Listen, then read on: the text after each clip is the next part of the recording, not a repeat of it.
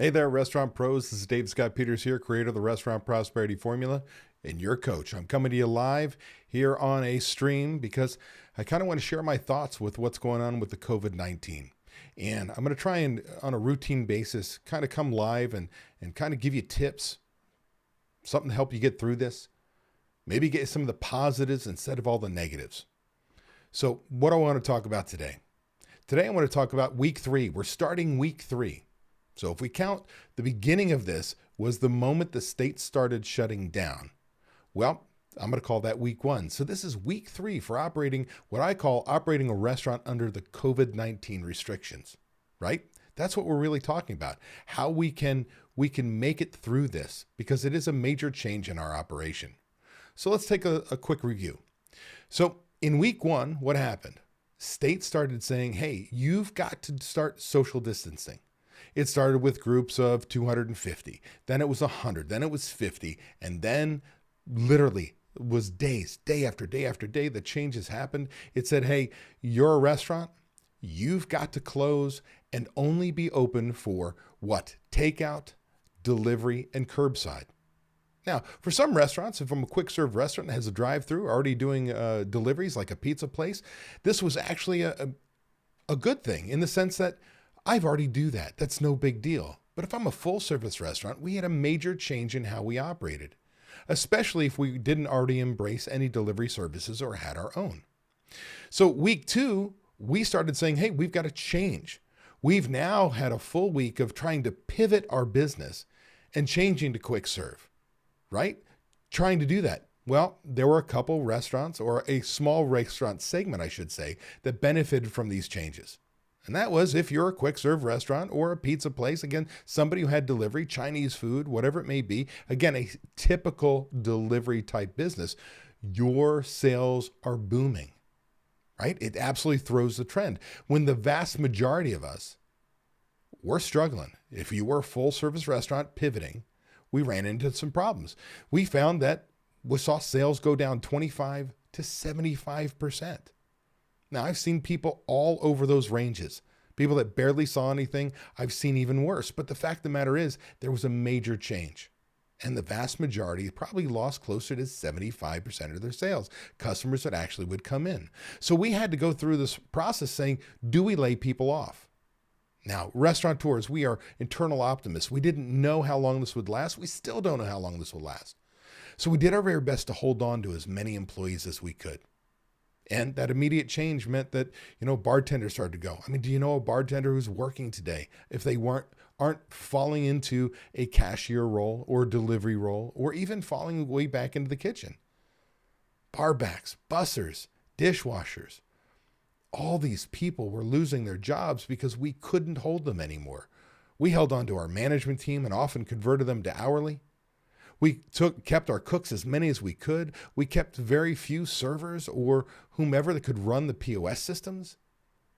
And we broke down to where we as owners, we forget about everything I've taught you for since 2003, work on your business rather than in it. Man, you rolling up your sleeve. You are getting into the dirty. You're doing whatever it takes to survive. We're now in survival mode. And it crushed us to let anybody go. I had some owners I've worked with for almost 2 decades. For the first time in 70 years, laid off employees. Crushed them. I've worked with restaurant owners who I've seen go from struggling to thriving, having multiple locations and catering facility and a corporate kitchen, if you will. We're trying to figure out, is this the week? Is this the week we battle through, or is this the week we close? I've seen restaurants get really creative, and I want to talk about that because we're resilient, right? But the bottom line is many restaurants looked at this immediately and said, I don't have cash in the bank. We're very cash dependent. And the moment the cash flow died, they said, we're closed either until crisis is over or for good. And I'll tell you, with a heavy heart, that just saddened me. It truly, truly affects me. This is not a job for me. This is a career. You're my family. I've grown up in this business. I really only know this business. I love this business. And we're creators of memories. The only problem is right now, we don't have a whole lot of opportunity to create memories. We're now just really people who provide food. And the goal is to still provide the best food possible, the best experience possible that we really can. And for many, that's difficult. There are lots of hiccups setting up new systems for delivery, making sure the order goes out, finding the right to-go containers, teaching people how to reheat items, right? So now, we're in week 3. We've now had 2 weeks of our new reality. Our business changed, right? I mean, bottom line is we changed our businesses. Again, unless you're already a to-go drive-through kind of business, the fact of the matter is the majority of us had to change. Some of us got really creative, and there's a new trend. If you notice, the grocery stores were barren on the shelves. Now, nobody talks about it. It drives me nuts. Because if you think about it, when I was a kid, I'm 53-year-old. So when I was a kid, you went out to dinner once a week. That was a big deal. Even to McDonald's. It was like, man, we're going to McDonald's. That was a big deal. And as the years went on, we spent most of our money in the grocery store, very little in restaurants. And we started to see this, right? We shifted our buying patterns as consumers to 50% or more of our spending for food was in restaurants. That's why we had such a boom. We're on the way to have the best year we've ever had. Well, when all of a sudden you shut down all these restaurants, there's a reason why the grocery stores, the shelves were barren, right? People didn't go to grocery stores. They went to that for essentials for half their food. The rest, they went to a restaurant. And then we saw the big corporations make a change. And I'll tell you, my hat goes off to Cisco. Cisco reacted as fast as they could to pivot. Just like you, they had to pivot. Imagine you lost sales. Imagine all the restaurants. And they had all this food and toilet paper and all these things sitting on their shelves. Well, the food was out there. It was in the wrong supply chain. It was coming to us as restaurateurs. They pivoted, and now I think they're working with Kroger as one of the first grocery stores. That's fantastic. It's awesome. They pivoted. Well, we're pivoting. And I've seen some of my members, too, specifically, that are successfully pivoting to becoming small specialty grocers. Things from toilet paper, gloves, and hand sanitizer, but food. From hot dogs and hamburger buns to specialty vegetarian items. That they're literally delivering to their guest's door. Now, you got to have the right demographic. You got to market that it's there, but they're being very successful, and now it's a trend. In fact, there was a webinar that the Florida Restaurant Association did that literally walked through how you created this, how you tie in with your vendor, creating your app or website, doing all the things necessary to become a grocer for all intents and purposes. A lot of restaurants are getting creative, creating meal replacement. Like, hey, we'll feed you a family of 4. Here's kind of catering to go, if you will. And many of us had to limit our menus. Couldn't offer 50, 60 items. Had to get down to 10, 15, 20 items that we could reduce our kitchen teams. We could reduce the amount of food on the shelves, the different SKUs of food on our shelves, that we become more efficient. Well, we're in that week. Week 3, we are still operating, and this is our new reality. So what are some things you must do from this point forward? You know your new reality. Well, the number one thing I'm going to tell you is you've got to create a 12-week cash flow plan. We've already felt the major pain. We're 2 weeks into it, which means we just paid a payroll when we were busy in our slowest time we've ever had in our lives. Right? Cash just went flush. We started looking at our bank balance going, how am I going to pay rent? We started thinking, I got to talk to the Ciscos of the world and say, hey, can you work with me if I pay half my invoice? Do you have products that you need to move off that I can get for a better price to reduce my cost of goods sold? I got to make this work. We're talking with landlords and saying, we're looking at our leases and our attorneys and going, what if I don't pay the next 2 months rent? But we're doing it all on our gut. And that's not going to work.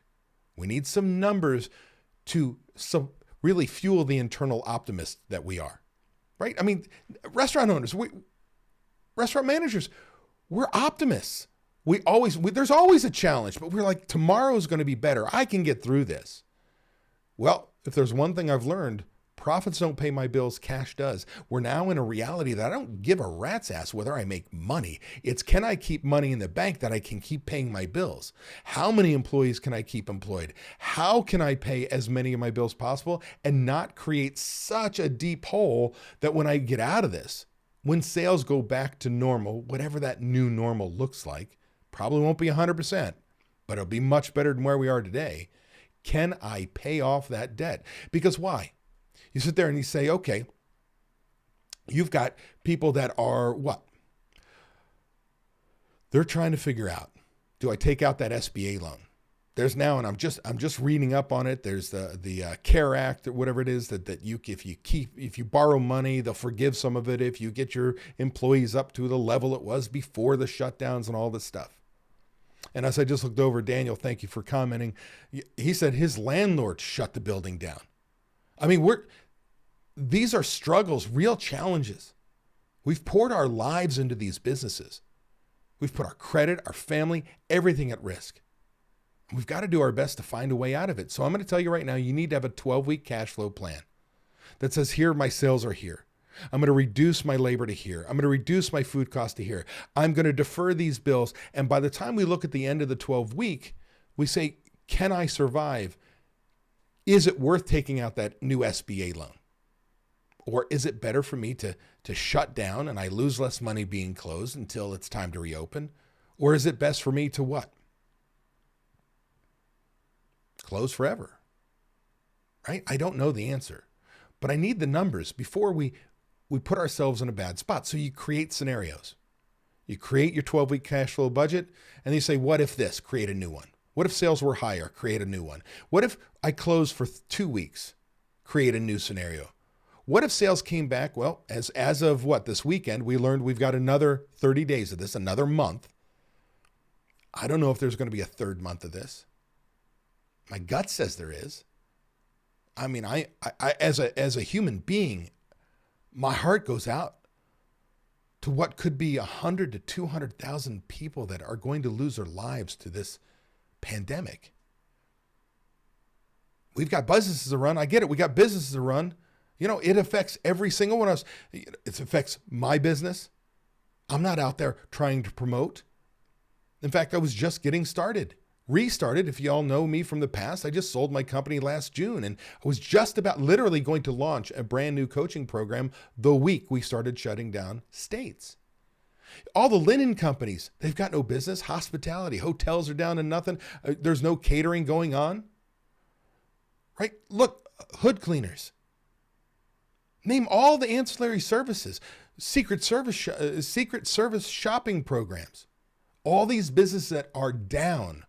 It's not just us. It's a trickle effect. And the millions of restaurant workers that are out of work that weren't paycheck to paycheck, they were shift to shift. I mean, this is painful, and it's painful for all of us. But we as restaurant operators have to figure out whether or not it makes sense for us to operate. Now, I'm going to tell you this.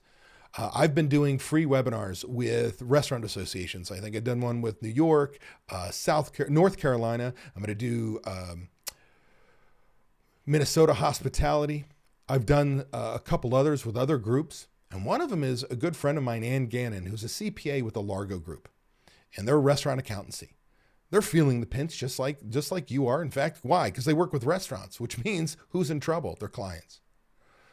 Well, she decided to put together this 4-week mastermind webinar series where we're doing live and we're talking about cash flow. And she and I took one of my Budget Builder MVP, which is for annual budgets, and we converted the bottom of it for 12-week cash flow. And we taught in and out for the last 2 weeks, in and out, how to do cash flow, how to make that decision. And there's 2 more weeks of live group coaching that go along with it that are going to be recorded and stored. So depending on when you're watching me, if you're doing it live right now, I'm going to put, when this finishes, in the description for this live, there's a link that you can opt in. It's free, absolutely free. You're going to be able to watch the last 2 weeks. Now, if you're weeks later, you're going to see 3 or 4 of them. You'll have access to it. You'll also have the ability to download my Budget Builder MVP for your annual budget, watch the training on creating annual budgets, because we're going to get back to that, the demo video on how to use this very intricate piece of spreadsheet that is programmed that you can literally click and it does things for you, makes life easier for you, and download or copy over, I should say, on your Google Suite, the 12-week cash flow version that you can follow along with Ann and I teaching. Because I want you to survive. I want you to be here. My concern is that a large portion, 25% of independents, are they ever going to open their doors again? It crushes me. I've got a couple people here. Aga, you say, how do we make up the markup for the delivery services? All right, so here's the deal. It's a great question. You almost, at this point, have to think of them as employees. Like, I'll tell you, I fought it. I was one of those people that fought the delivery services and said, maybe, find something in your marketplace. Millennials, you got to have the delivery service nowadays. You've got to have it. People are not going to restaurants. They're going to restaurants on their phone. So we need to figure it out. But yeah, a couple of them are really, really expensive. Well, from what I've seen is the top three, if not the top four, Uber Eats, Postmates, DoorDash, and oh gosh, what's the other one? I'm absolutely blanking. It'll come to me. They're all waiving their fees for right now, or at least their startup fees, their setup fees, and for the first month, and so on and so forth. So right now, I'm going to tell you, if you don't have them, like if you don't have all four of the top ones, it's right here. It's on my phone. I use DoorDash. I don't have the other ones on it. So how are you going to market? So if you weren't already delivery, I'm going to tell you it's an expense. I don't know how you can't live without it, because you need the sales come in. And right now we're not talking about making money. We're talking about breaking even. We're talking about depleting the cash we have in the bank at a much slower pace. So whether you get out of this and say, I'm not keeping them all, that's a whole nother story. But if we're me, I'm going to do it.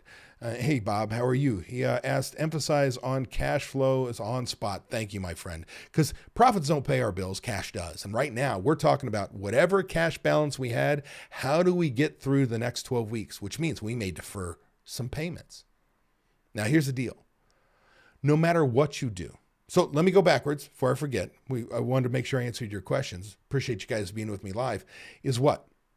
Click on after this post. If you can't see the description right away, there's a link. Opt in for the webinar series that Ann and I are doing. It's totally free because I want to give you the tools and support to succeed. That's the bottom line. That's my whole mission in life right now is helping you get through this. And I'll do some of these lives. When I learn a new tip about something, I'll bring it up and I will go live. Now, the last thing I want to tell you must do is you've got to lead your team. Now, if you've followed me for any given time, you've read my book, The Restaurant Prosperity Formula, What Successful Restaurateurs Do. One of the major pieces of that formula is leadership. And it takes leadership to be successful in this business. It takes leadership to help us get through these challenging times. Your team is dying for you to lead them. Now, I get it. If you spend any time with me, I'll tell you as an entrepreneur, I'm a human being. And we're allowed to have the one day we feel bad. Now, unfortunately, we're having probably one bad day every single week when we get another blow, when the news cycle changes, the rules change, and it's frightening out there. So I would always say you're allowed to have one day to feel bad. You could cry, you could drink yourself into a stupor. I don't care what it is, whatever you got to do to get through that emotional, release of feeling bad. You get one day to feel bad. It's what we do the next day that defines us as entrepreneurs and leaders in our business. Your employees are looking at you going, are we going to be open for the next 2 weeks? You need to tell them yes or no. You need to tell them that some of them are going to lose their jobs and we're going to do our best to keep everybody employed and we want them all to come back as fast as possible. You need to tell them if you leave them in the dark, they're frightened too. They need an opportunity to apply. As one of the last week was 3.3 million people applied for unemployment. Do you think it's not going to be another 3 million? Gosh, we're the largest employer in the United States in hospitality. It's going to be big. Heck, I don't know about 10%, 20%. 20% unemployment is what they're talking about. So you need to get out ahead. And you also need to make a decision for the Family Leave Act. What is it, April 2nd? Like we've got another day to figure out whether or not we're going to lay people off before we have the restrictions of if somebody gets ill, which we want to do. We want to take care of them. But if you don't have the cash to employ them in the first place, and now you've got this Family Leave Act, like I want to take care of people. But if all of a sudden you've got 2-3 workers that are out, team members, you're going to have to close your doors because you don't have the money, because you're going to be paying people to not be in your store. Like it's a burden. And it doesn't jive with our core values because we're always trying to take care of people. But the government has made it tough. My wife had told me the other day, she goes, I think they got it backwards. They should have been giving us small businesses the grants, the money, the bailout, and given the big corporations the loans. There's the ones who have the cash that can support the loans. But you know what? I don't care what side of the political fence you live on. I'm a dissatisfied American. I think they're all idiots. And what I'm dying for is leadership from everywhere. I wish we had coordinated leadership, that we could get through this faster. But I don't think there's a fast way. They talked about flattening the curve. The truth is, it's painful. But I think as a business owner, I'm willing to figure out how to make it through this pain if it saves lives. That's the bottom line. I know it's going to crush us. I know it's hurting. I know there are going to be some people that lose their businesses. But the fact of the matter is, let's look at this as a new beginning, an opportunity to cut the dead weight, do things right, that when we come back stronger, better. It's now time to put those systems in place. It's time to lead. It's time to do the best we can and take our businesses down another path, because this is a wake-up call for our industry. One, we've got to put more cash aside. But number two, we have to pivot with the times. We're good at that. So I will tell you to all my restaurant brothers and sisters, I love you very much. I feel for you. I'm going through the same pain you are at a different level as an entrepreneur. But I'm going to be here for you. I'll do whatever I can to help. I want to thank everybody, and I look forward to seeing you live again. Possibly this week. It's as soon as anything new that I think I can help you with pops up, I'll do so. Hey, if you're on my channel right now and you're new to it, make sure you opt in. Or subscribe, hit a little like, help somebody out. Maybe we can reach some other people. I want to thank everybody, and I'll see you soon.